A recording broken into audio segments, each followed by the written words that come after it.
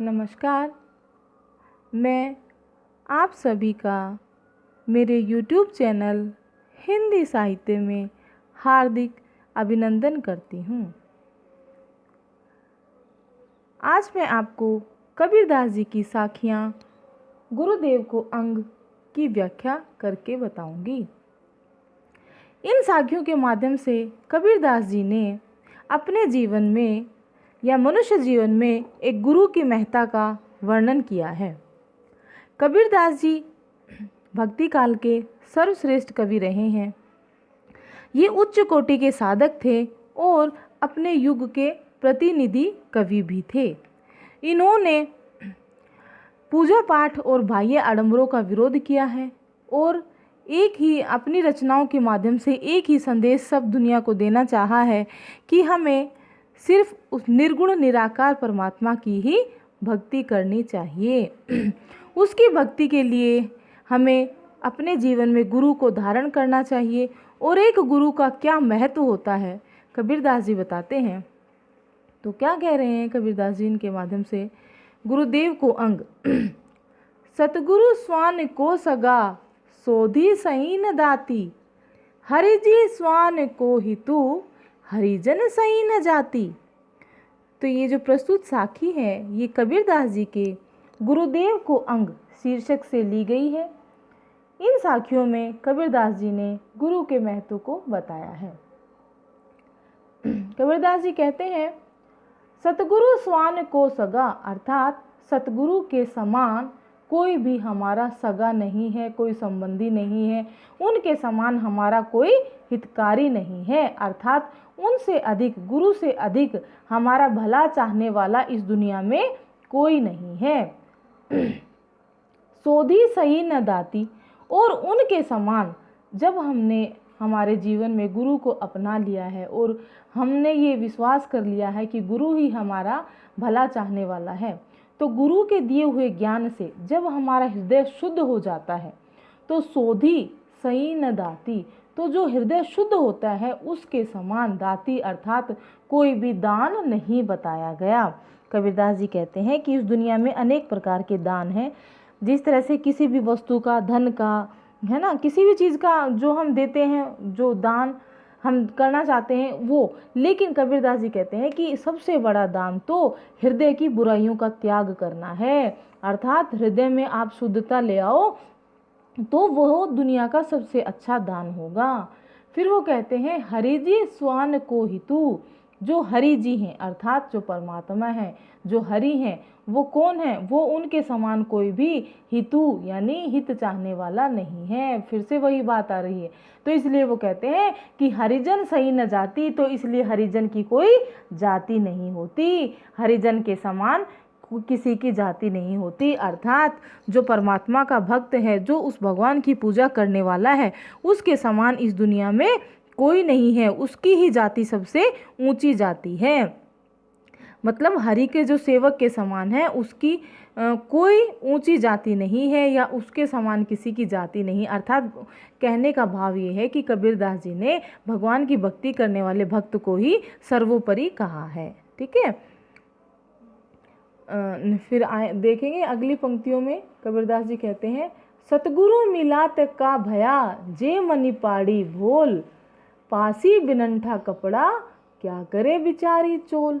अब कहते हैं कि सतगुरु तो हमने जीवन में अपना लिया है, मिलिया तय का भया।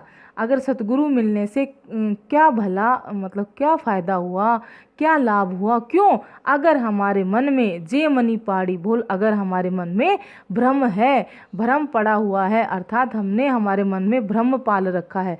भ्रम कैसे? कि हमें हमारे सतगुरु पर विश्वास ना होकर हमें जो है, हम सांसारिक विषय वासनाओं में फंसे रहते हैं, सांसारिक बातों पर विश्वास करते हैं, सांसारिक चीज़ों में ही हमारा ध्यान रहता है, बजाय हम भगवान की भक्ति करने के और सतगुरु के बताए हुए मार्ग पर चलने के। तो हमारे मन में क्या है? भ्रम है, हमें भगवान पर विश्वास नहीं है।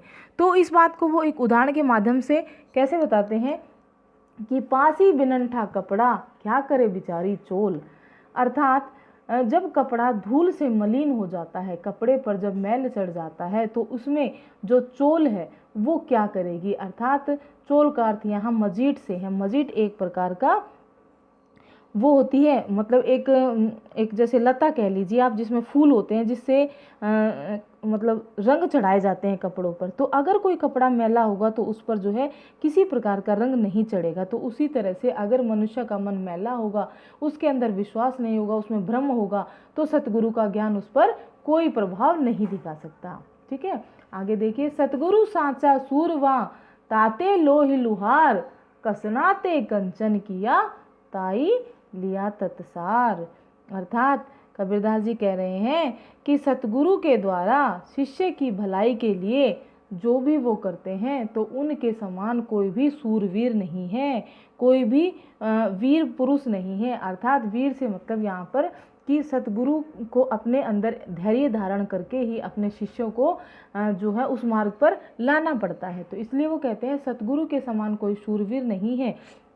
जिस तरह से एक लोहार जो है लोहे को पीट कर आकार देता है, और उसी तरह से सुनार भी जो सोना है उसको तपा कर जो है उसकी कसौटी पे परख कर उसके सार तत्व को अपने पास रख लेता है। ताई लिया तत्सार, उसी प्रकार एक सतगुरु भी जो है शिष्य के सार तत्व को अपने पास रख लेता है, अर्थात उसे खरा सोना बना देता है। यानी जिस तरह से लोहार जो है लोहे को पीटकर उसे सही रूप में आकार दे देता है, ठीक है, और इसी तरह से सुनार भी जो है सोने को आकार दे देता है, तो उनका जो है महत्व बढ़ जाता है। इसी तरह से सतगुरु भी जो है शिष्य के अंदर जो बुराइयां हैं, जो काम क्रोध लोभ, ये जो हमारे शत्रु हैं, इनको खत्म कर देते हैं। वो अपनी भक्ति के द्वारा इन दोषों को दूर कर देते हैं और उसके भीतर सार तत्व जो होता है उसे बचा लेते हैं। तो इस प्रकार सतगुरु को सूरवीर के समान बताया गया है, जो लोहार और सुनार के समान जो है अपने शिष्य को संवार कर और उसे तत्व ज्ञान देता है। ठीक है, आगे देखेंगे, निश्चल निधि मिलाए तत् सतगुरु साहस धीर, निपजी में साझी घना बाटे नहीं कबीर। अब यहाँ पर कबीरदास जी कहते हैं सतगुरु साहस धीर, कि सतगुरु ने साहस और धैर्य को धारण करके क्या किया है, निश्चल निधि मिलाए, यानी परमानंद रूपी परमात्मा का जो परम आनंद रूपी जो खजाना है उससे मिला दिया है। अर्थात जब भक्त भक्ति करता है उस परमात्मा की तो उसे आनंद की प्राप्ति होती है। तो वो कहते हैं कि निपजी में साझी गणा, तो इस आनंद को बांटने के लिए बहुत से लोग जो है साझीदार बनने के लिए आए कि हमें भी इस आनंद की अनुभूति कराई जाए, लेकिन बांटे नहीं कबीर। लेकिन कबीरदास जी इस आनंद को बांटना नहीं चाहते हैं, वो इस आनंद को किसी को नहीं देना चाहते हैं, क्योंकि वो कहते हैं कि जब हम स्वयं भक्ति की पराकाष्ठा पर पहुंच जाते हैं तो हमें आनंद की अपने आप ही प्राप्ति होने लगती है, हमें उस परम आनंद की, हमें उस परमात्मा की जो है अनुभूति होने लगती है। इसलिए वो कहना चाहते हैं कि परमात्मा का साक्षात्कार का आनंद, यानी उनसे मिलने का जो आनंद है वो साधना से ही जो है प्रत्येक व्यक्ति अनुभव कर सकता है। तो इसलिए वो कबीरदास जी कहते हैं वह न किसी को दिया जा सकता है, न ही उसे किसी से लिया जा सकता है, इसलिए कबीरदास जी उसे बांटने से मना करते हैं। आगे कहते हैं, सतगुरु हम सो रीझ कर एक कहा प्रसंग, बरसा बादल प्रेम का भीज गया सब अंग। बड़ा ही सुंदर वर्णन किया है कबीरदास जी ने, बहुत ही सतगुरु जी का अपने जीवन में महत्व बताते हुए क्या कहा है कि सतगुरु जी ने मुझ पर प्रसन्न होकर रीझ कर क्या एक प्रसंग कहा है, अर्थात एक रहस्य की बात कही है। रहस्य की बात अर्थात कि इस संसार का रहस्य मुझे बताया है कि ये संसार नश्वर है और हमें अंत में उस परमात्मा के पास जाना है, तो इसलिए हमें सदा उसकी भक्ति करनी चाहिए। तो वो कहते हैं, तो इस प्रकार उन्होंने जब मुझे ये तत्व सार दिया, तत्व ज्ञान दिया, तो मेरे भीतर जो है प्रेम का बादल उमड़ पड़ा, बरसा बादल प्रेम का बादल उमड़ पड़ा, और मेरा जो है पूरा जो मेरा शरीर है, जो मेरा तन है, जो मेरा मन है, मेरी आत्मा जो है वो पूरी भीग गए। मतलब मैं पूरी तरह से उस प्रेम रूपी बादल के प्रेम रूपी बारिश के जल में मैं भीग गया। कहने का अर्थ है कि सतगुरु के प्रयत्न से मेरे भीतर भी जो है भक्ति रूपी जो है प्रेम का बादल जो है वो उमड़ पड़ा। यानी जब उन्होंने मुझे प्रसंग सुनाया, जब उन्होंने मुझे वास्तविक रहस्य के से मुझे अनुभूत कराया, मुझे इस ज्ञान का जब मतलब सच्चाई से मुझे मेरा परिचय कराया, तो फिर जो है मेरे भीतर भी जो है ना प्रेम रूपी बादल जो है वो उमड़ गया और मेरे सारे अंग भक्ति रूपी जल से भीग गए। ठीक है, आज के लिए इतना ही, धन्यवाद।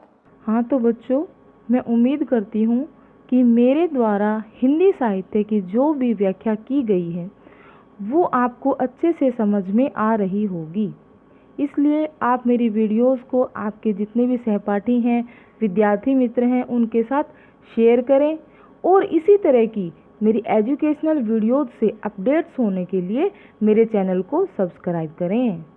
Thank you.